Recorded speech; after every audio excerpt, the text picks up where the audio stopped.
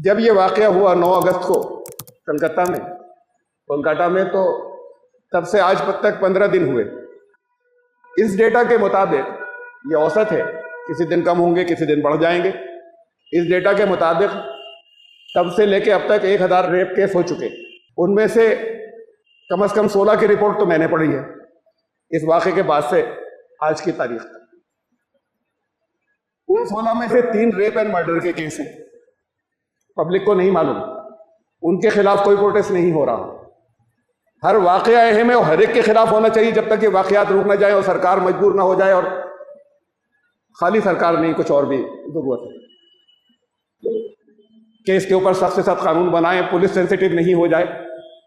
उस वक्त तक हर वाक़या उतना ही अहम है जितना है वो वाक़या। मैं जो बहुत ज्यादा पब्लिसाइज केस हुए थे उनमें से बहुत जल्दी 3 का जिक्र करूंगा। पब्लिक मेमोरी शॉर्ट होती है, लोगों की याददाश्त। केस बहुत पब्लिसाइज हुए लेकिन जहनों से निकल जाते हैं। 2017 में उन्नाव में के एमएलए ने एक रेप किया। वो एमएलए कुलदीप सिंह सेंगर नाम था उनका। उसकी रिपोर्ट जो है वो पहले तो भगाते रहे उन्हें। 5 दिन बाद बड़ी मुश्किल से रिपोर्ट दर्ज की और उसमें उनको परमिशन नहीं दी, डांट डपट के नामजद नहीं होगी, नाम नहीं लिखा जाएगा। किन्होंने किया ये पता नहीं, ये रिपोर्ट में लिख दो। ये इस रिपोर्ट के, ये अगस्त की बात है 2017 की। अप्रैल 2018 में चूंकि रिपोर्ट लिखी थी और ये था कि पुलिस कुछ कर रही है, अप्रैल 2000 और लड़की जगह जगह लेटर लिख रही थी, तो लड़की के बाप पर हमला हुआ। 4 लोगों ने हमला किया। पुलिस ने बाप को ही गिरफ्तार करा दिया, जख्मी बहुत था। बजाय इसके कि जिन लोगों ने उसने बताया कि इन्होंने हमला किया था, उस वक्त उनके ऊपर कोई एक्शन नहीं लिया गया। बात को मजबूर होकर हुआ, उसे जेल में डाल दिया गया पकड़कर, उस जख्मी को। चंद दिनों बाद उसकी मौत हो गई कैद में। उसके बाद उसके अगले दिन उस लड़की ने चीफ मिनिस्टर की कोठी के सामने ये ऐलान किया कि मैं अपने आप को सेल्फ इमोलेशन, जिंदा जलाने जा रही हूं। तब एकदम से फिर सारे प्रेस तक ये इत्तला पहुंची और ये केस जो है हाईलाइट हुआ और बहुत बड़े पैमाने के ऊपर फिर पूरे हिंदुस्तान के अंदर इसकी पब्लिसिटी हुई। ये जो मैं कह रहा हूं हाईलाइट हुआ, पूरे हिंदुस्तान में नहीं, पूरी दुनिया में। इसमें बरसरे इख्तिदार पार्टी शामिल नहीं है। उन्होंने तो हर कीमत पर दबाने की कोशिश की। ये अपोजिशन पार्टियों ने इसको हर जगह जगह इसको हाईलाइट किया और इस पर एहतजाज किए। गैर मुल्कों में भी इसके ऊपर कॉग्निजेंस लिया गया। यूएनओ तक के अंदर बात आई, मतलब यूनाइटेड नेशंस तक ने इसके अंदर कॉग्निजेंस लिया। फिर केस चल रहा था। जब ये हो गया तो उसके बाद फिर केस में दर तेजी आई। जो मुजरिम नामजद रिपोर्ट लिखी गई, गिरफ्तारियां हुई। उसके चंद दिन के बाद लड़की का वकील और उसके 2 रिश्तेदार जा रहे थे एक कार में। एक ट्रक सामने से आया जिसकी नंबर प्लेट ब्लैक हुई थी, उसने टक्कर मारी।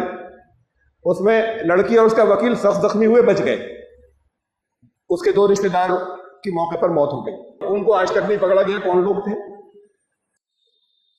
बहरहाल वो, मैं तो बहुत कम अल्फाज में कहना चाह रहा हूं, केस तो बड़ा भयानक है।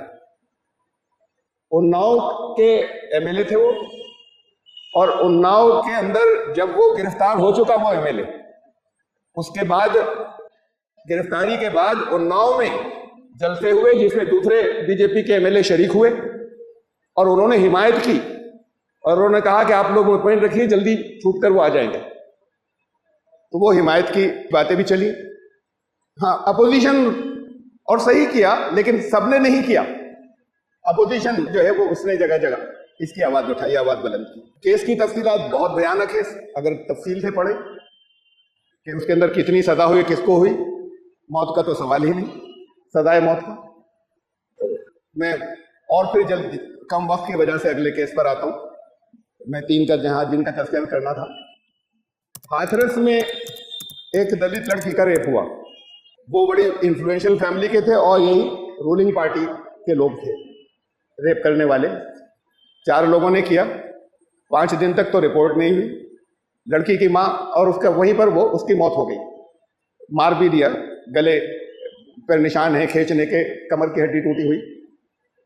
तो उसको 5 दिन पहले तो पुलिस वालों ने भगा दिया वहां को और उल्टा डांटा। बहरहाल 5 दिन बाद रिपोर्ट जो है वो दर्ज हुई। उसके बाद फिर अपोजिशन का हंगामा है। उत्तर प्रदेश गवर्नमेंट ने एक पीआर एजेंसी पब्लिक रिलेशंस वो हायर की मुंबई की, जिसने सारे प्रेस को हैंडल करते हैं, जिन्होंने ये सारी पब्लिसिटी की कि बिल्कुल झूठा केस बनाया जा रहा है उत्तर प्रदेश हुकूमत को बदनाम करने के लिए। चीफ मिनिस्टर का बयान आया कि इसमें इंटरनेशनल साजिश है हमारी हुकूमत को बदनाम करने के लिए, कुछ नहीं हुआ। जो रिपोर्ट आई, जो पुलिस ने, एसपी ने जो बयान दिए, उसके अंदर ये चीजें शामिल है कि फॉरेंसिक तहकीकात में किसी तरह का कोई रेप की बात नहीं पाई गई। फिर भी ये कि केस जब और आगे चला, एजिटेशन हुए, दलित कम्युनिटी ने बहुत की एजिटेशन। एक केरला से सिद्दीक कव्वाल नाम के जो हैं वो एक नामा निगार, एक जर्नलिस्ट, जितने कवर करने के लिए कहीं से वहां जा रहे थे सब अरेस्ट किए जा रहे थे, वो गिरफ्तार किए जा रहे थे केस की तफसीलात लेने के लिए, और केस को ऐसे पेश किया जा रहा था कि झूठा बनाया वो केस। तो फिर उनको अरेस्ट किया गया, सिद्दीक को 3 साल के करीब जेल से रिहा हो सके। शुरू में तो यापा लगी उनके ऊपर, और फिर फौरन ही की तो छूट जाएगा, फौरन ही उसके ऊपर मनी लॉन्ड्रिंग का केस हुआ, इसलिए 2.5 साल के बाद जमानत हो सकी। मनी लॉन्ड्रिंग का केस अगर उसके ऊपर कोई होता तो जब वो आ रहा था इस केस को कवर करने के लिए, उससे पहले कोई मनी लॉन्ड्रिंग का केस नहीं था, केस कवर करने आ रहा था, इसलिए मनी लॉन्ड्रिंग का केस भी एक लग गया कि वो छूटे नहीं।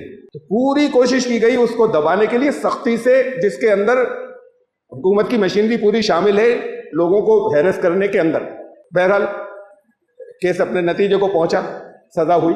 सजा कितनी किसको हुई ये अपनी जगह फिर देखने की बात है कि किसी एक को उम्र कैद हुई, और उसमें भी जो इल्जाम है उसमें मर्डर शामिल नहीं है। रेप का इल्जाम है, दलित कम्युनिटी या SC/RT के खिलाफ जुर्म का इल्जाम है, और उसमें मर्डर शामिल नहीं है। जरूरी नहीं कि अदालतें ऐसा करती हों। जो केस बनाकर जाता है नीचे से, जो सबूत मिटाने में जो वक्त लगता है, उसमें जैसा केस जाता है अदालतें कानून से मजबूर हैं, और मुजरिम जो है वो छूट जाते हैं या सजा कम होती है। फिर एक बहुत भयानक केस कठुआ में हुआ था, वो भी इसी दौर का था जब उन्नाव में हुआ था। वहां एक 8 साल की लड़की, उसको अगवा करके मंदिर के पुजारी मेन अक्यूज कहा गया। वो वहां पर 8 लोग उसको कई रोज तक रेप करते रहे, 8 साल की लड़की को। ड्रग्स भी दरमियान में थी, उसको ड्रग के जेर असर भी रखा गया उसको, और उसके बाद फिर उसे गला घोटकर मार दिया गया, और मारकर फिर फेंक दिया गया। FIR लिखी गई थी गुमशुदगी की। जब वो उसकी लाश मिली, लाश मिलने के बाद फिर मालूम हुआ कि ये तो रेप एंड मर्डर था। उसकी भी मैं तफसीलात यहां नहीं रख रहा, बहुत भयानक तफसीलात हैं और बड़ी अनफॉर्चुनेट। वहां पर कठुआ में भारतीय जनता पार्टी के लोगों ने एजिटेशंस किए, उससे मुताल्लिक उसके मिनिस्टर्स शामिल थे उन एजिटेशन के अंदर, चाहे किए जिसने भी हो, कि उनकी हिमायत में, मुलजिमों की हिमायत में। फिर कठुआ के सारे वकील एक तरफ हो गए कि इसका केस नहीं कोई ले, कोई वकील केस ना ले इसका। नतीजे के तौर पर वहां से जम्मू कश्मीर से पठानकोट केस को शिफ्ट करने का सुप्रीम कोर्ट ने ऑर्डर किया, तब वो केस आगे चल सका। वरना कोई वकील, उस सब ने वकीलों ने आपस में कि कोई इसका, लड़की का केस कोई नहीं लेगा, और जुलूस निकले हिमायत में उनकी, मुजरिमों को, जिसमें मंदिर का पुजारी था और उसका लड़का था, लड़के का एक कजिन था जो कानपुर से खासतौर से बुलाया गया था कि आओ यहां पार्टी हो रही है, और 4 पुलिस वाले शामिल थे, जो उसमें से 2 उसमें शामिल थे रेप एंड मर्डर। उस वक्त की रिपोर्ट जो मुझे याद है, जो अखबारात में आई थी, उसमें यहां तक है कि जब उन्होंने आपस में मिलकर ये फैसला कर लिया कि अब इसे मार दें और मारकर फेंक दें, तो आखिर में वो एक पुलिस वाला था जिसने ये कहा कि अच्छा एक आखिरी बार तो मैं जरा सा एंजॉय कर लूं, बेहोश लड़की थी, उसके बाद मारने ले जाना। उस केस में कितनों को कितनी सजा हुई रिपोर्ट्स देख लीजिएगा, ज्यादा से ज्यादा 1 होता, और 2 तो छूट गए, इसलिए कि 18 साल से कम के थे। इस पर अपोजिशन का हुआ है सारा, जितना भी एहतजाज हुआ है, जो उस वक्त सेंटर में रूलिंग पार्टी थी उनका कोई एहतजाज नहीं है, और इस मौके पर बेनजीर हम कह सकते हैं एहतजाज कोलकाता जितने हो रहे हैं, जितने सबके सब आरएसएस या बीजेपी की तंजीमें हैं जो लोगों को इनवाइट कर रही हैं और लोग मजबूरी में जा रहे हैं कि हमें साथ देना चाहिए। अपोजिशन मजबूरी में बयानात दे रही है, देना चाहिए, मजबूरी में शामिल हो रही है, मजबूरी में बयान दे रहे हैं कि हमारी पोजीशन खराब नहीं हो जाए।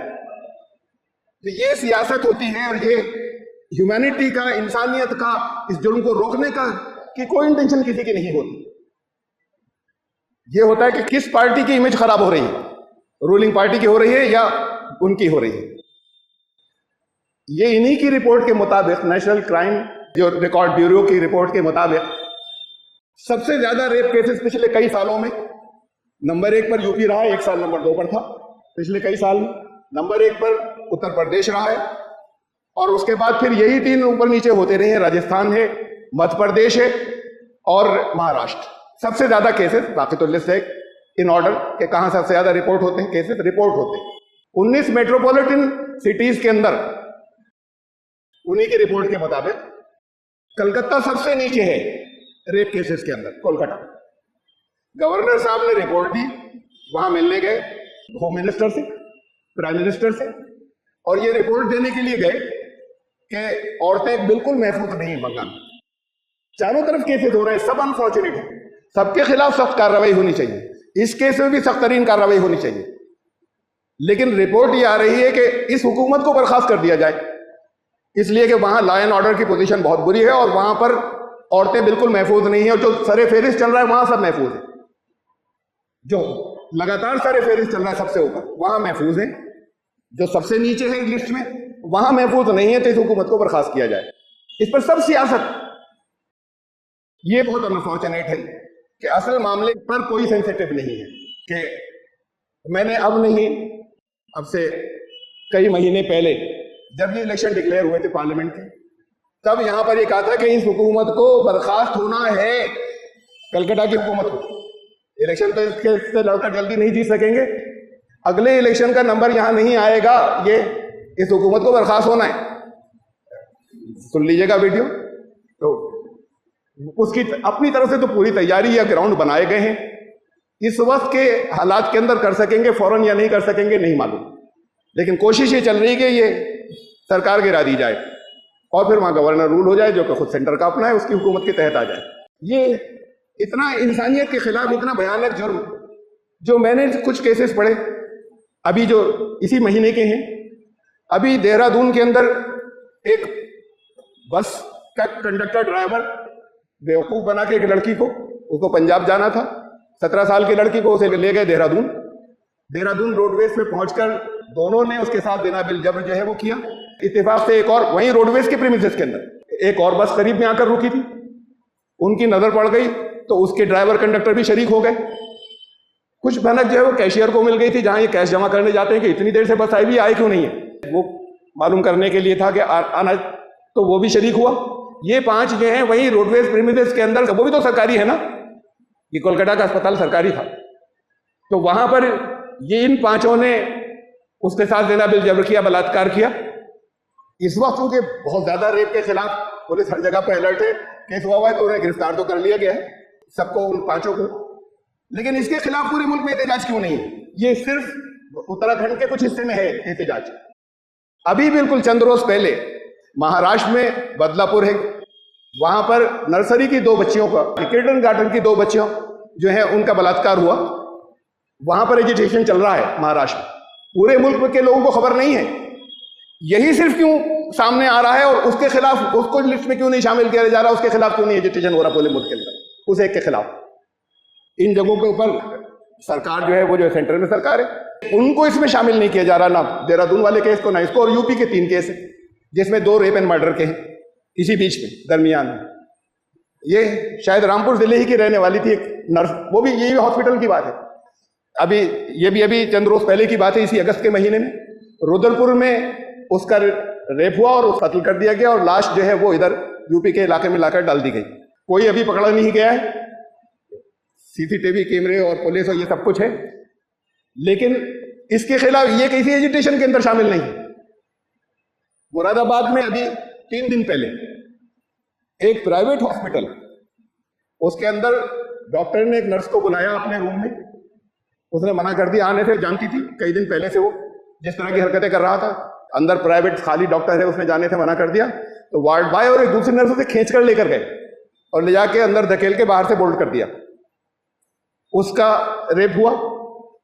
इस मुरादाबाद के अंदर कई एजिटेशन हो चुके, मैंने सुना है और फोटो देखे हैं कोलकाता वाले केस के ऊपर। ये भी नर्स का मामला है, ये भी मेडिकल फ्रेटर्निटी का मामला है। इस पर ऑल इंडिया इंस्टीट्यूट का नाम क्यों नहीं आया और इसके ऊपर मुरादाबाद के लोगों ने कोई एजिटेशन लोकल भी नहीं किया कि इनको सजाए मौत दी जाए। उस समेत जो पकड़कर ले गए थे वो भी बराबर के मुजरिम शामिल हो गए जो खींचकर उसको ले गए।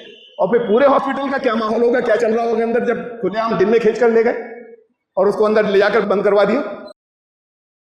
ऐसे कई और केस हैं जिनकी डिटेल्स मैंने पढ़ी है, यहां देना मुमकिन नहीं है इतने वक्त के अंदर। हम लगातार ये देख रहे हैं कि किस पार्टी की बदनामी होगी।